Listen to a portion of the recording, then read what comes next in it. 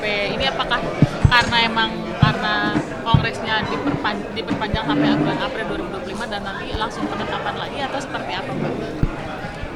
Ini diperpanjang karena menyikapi situasi politik tahun 2024 ini kan kemarin kita baru saja menyelesaikan pemilu, kemudian akan menjelang pilkada yang akan datang. Jadi tentu saja partai perlu mengevaluasi, memperkuat dan tentu saja melihat situasi dan kondisi yang ada. Kita ketua umum menyikapi bahwa kepengurusan DPP periode yang harusnya selesai tahun 2024 ini untuk tetap bekerja membantu bergotong royong sampai selesainya pilkada. Nama-nama baru kayak Mas Ganjar, Pak Ahok itu sebenarnya apakah memang ada persiapan tertentu untuk dipersiapkan jadi pemimpin ke depan gitu, Mbak? Yang ada adalah karena memang ada beberapa tempat kosong karena satu anggota DPP ada yang wafat, kemudian ada yang kemudian tidak bisa keluar atau bekerja kembali. Jadi memang posisi-posisi kosong ini kemudian harus diisi dan tentu saja dengan yaitu menyikapi situasi kondisi yang ada kita perlu untuk bahu-membahu bergotong royong memperkuat partai di tahun 2024 ini. Mbak Puan tadi kan untuk yang pengurusnya itu mengambil sumpah jabatan, tapi untuk ketua umumnya sendiri akan ada pengambilan sumpah jabatan yang perpanjangan sendiri atau tadi sudah perpanjangan karena tadi disampaikan oleh Ibu Ketua Umum akan menggunakan hak prerogatif atau sudah menggunakan hak prerogatif untuk memperpanjang DPP periode 2019-2024 dan menambah personil DPP-nya sampai tahun 2025 sampai ditentukan kongres selanjutnya untuk menentukan ya komposisi dari ketua umum sampai yang lain. tadi sekaligus yang Mbak Puan ya? Sekaligus karena yang melantik kan ketua umum Kongresnya April 5 berarti ya? 2025.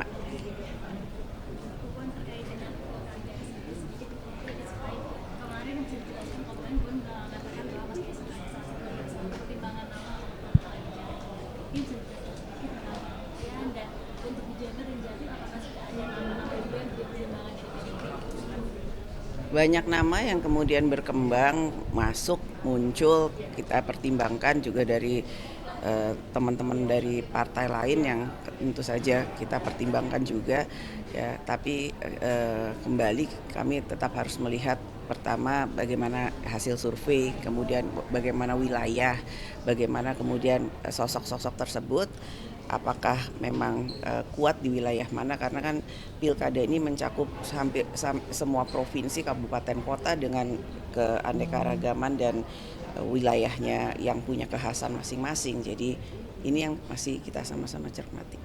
Mbak, kemarin terkait di Sumut ini kan PKB sudah memutuskan untuk mendukung Mas Bobi. Ini kan di Sumut berarti tinggal PDI dan PKS kalau nggak salah yang belum mendeklar siapa apakah mungkin tetap nama-nama lain atau tetap ada pertimbangan untuk Mas Bobi? Bisa aja.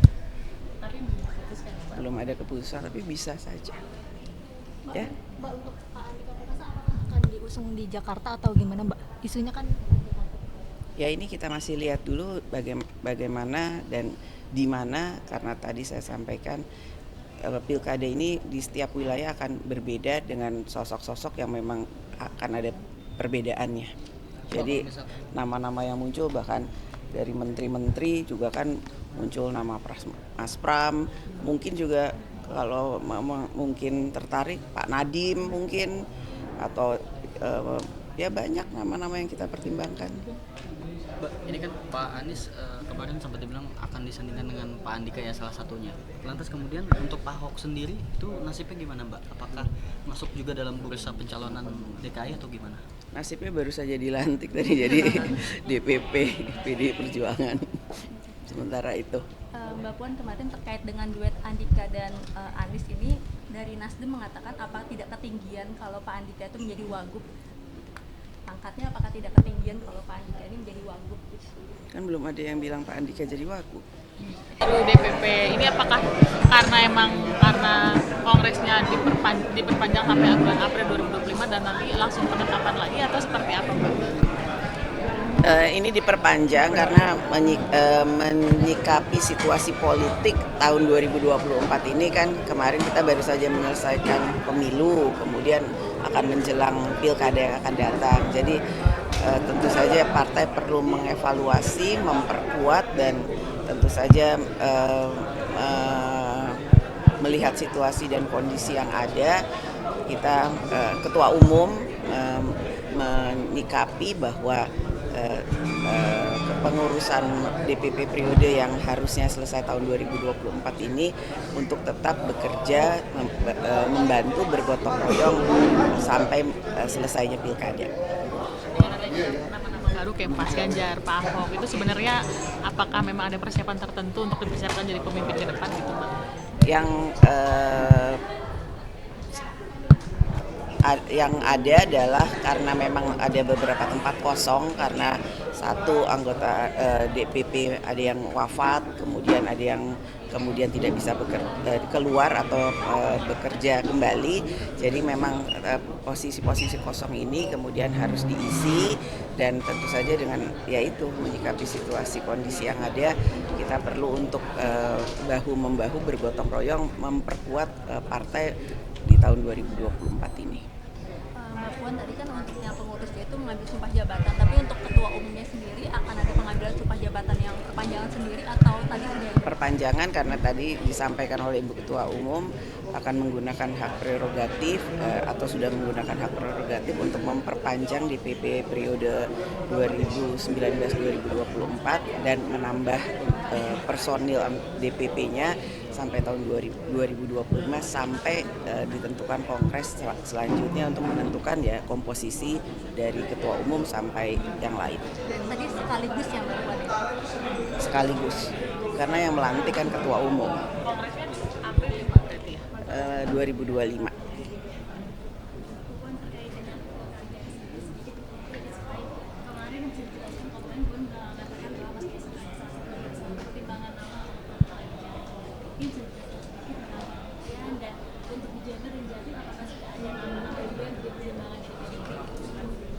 Banyak nama yang kemudian berkembang, masuk, muncul, kita pertimbangkan juga dari teman-teman dari partai lain yang tentu saja kita pertimbangkan juga ya, tapi kembali kami tetap harus melihat pertama bagaimana hasil survei, kemudian bagaimana wilayah, bagaimana kemudian sosok-sosok tersebut apakah memang kuat di wilayah mana karena kan pilkada ini mencakup hampir semua provinsi, kabupaten, kota dengan keanekaragaman dan wilayahnya yang punya kekhasan masing-masing. Jadi ini yang masih kita sama-sama cermati.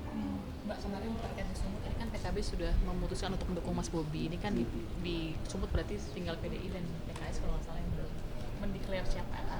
Apakah mungkin tetap nama-nama lain atau tetap ada pertimbangan untuk Mas Bobi? Bisa aja. Tapi belum diputuskan ya, Mbak. Belum ada keputusan tapi bisa saja. Ya. Mbak, untuk Pak Andika Perkasa apakah akan diusung di Jakarta atau gimana, Mbak? Isunya kan Ya ini kita masih lihat dulu bagaimana dan di mana karena tadi saya sampaikan pilkada ini di setiap wilayah akan berbeda dengan sosok-sosok yang memang akan ada perbedaannya.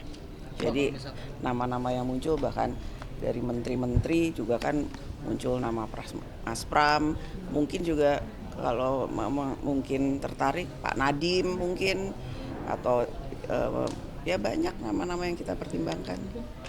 Mbak, ini kan Pak Anies kemarin sempat dibilang akan disandingkan dengan Pak Andika ya salah satunya. Lantas kemudian untuk Pak Ahok sendiri itu nasibnya gimana, Mbak? Apakah masuk juga dalam bursa pencalonan DKI atau gimana? Nasibnya baru saja dilantik tadi jadi DPP PDI Perjuangan. Sementara itu.